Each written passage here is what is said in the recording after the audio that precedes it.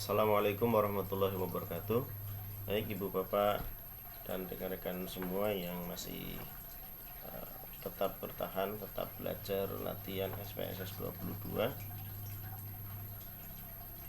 Yang sebelumnya kita sudah membahas mengenai distribusi frekuensi. Ini adalah lanjutan masih dalam analisis deskriptif statistik ya.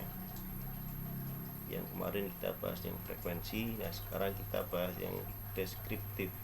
Meskipun kemarin secara tidak langsung pada analisis distribusi frekuensi itu kita sudah membahas ada analisis deskriptif statistiknya.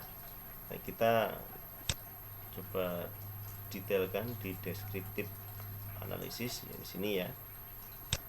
Diklik, terus kemudian kemarin yang kita analisis pada distribusi frekuensi itu adalah jenis pekerjaan.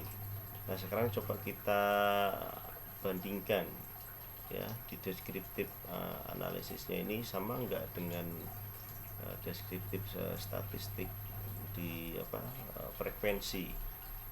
Jenis pekerjaan kita masukkan pada variabel, kemudian option kita centang min, standard deviation, variance, range, minimum, maksimum, distribusi kurtosis, Q-nis ini untuk mengetahui distribusi normal ya. Continue, standar error tadi ini tidak perlu, tidak apa-apa.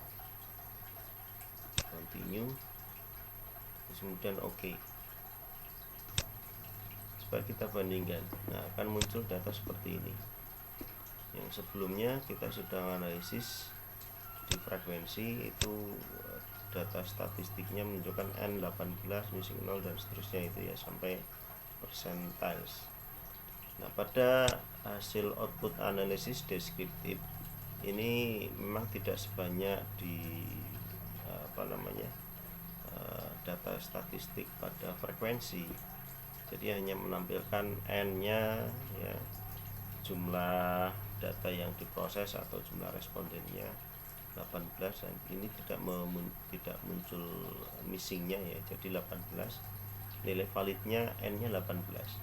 Jadi kalau misalkan di sini 18, di sini nilai validnya 17, berarti ada missing 1 gitu.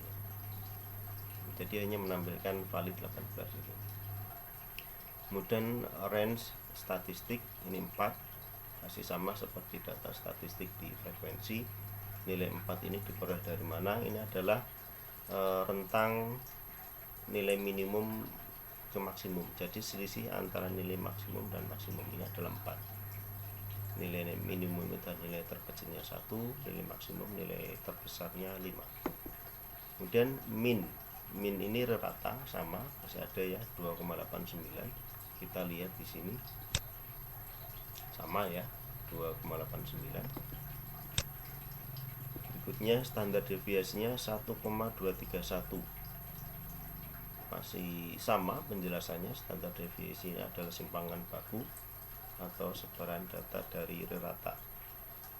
Jadi kalau nilainya 1,231 lebih besar dari 2,89, lebihnya ini atau kurangnya ini ya. Di frekuensi juga sama 1,231, jadi sama ya. Kemudian variance adalah nilai kuadrat dari standar deviasi 1,516, ini sama. Berikutnya nilai skewness. Nilai skewness-nya itu statistiknya 0,235, standar error skewness-nya 0,536.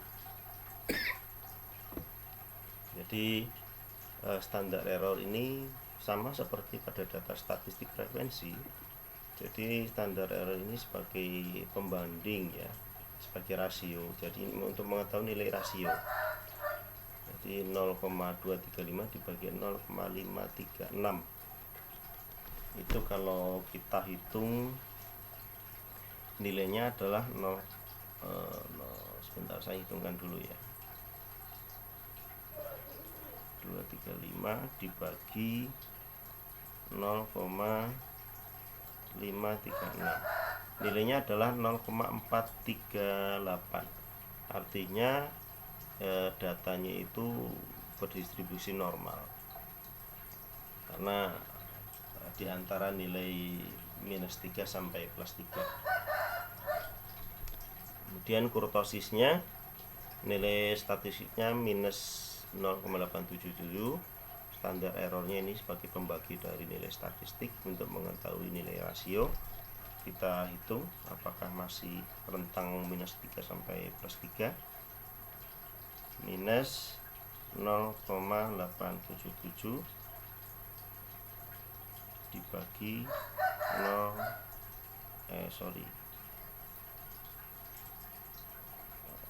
minus 0,877 dibagi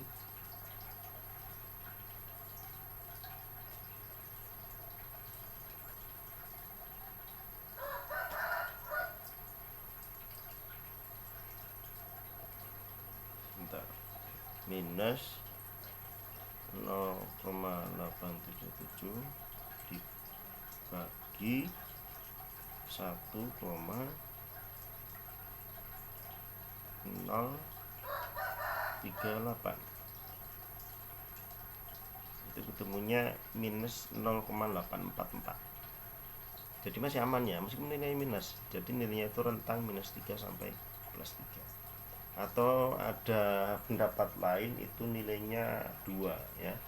Jadi rentang antara -2 sampai +2. Itu datanya terdistribusi normal.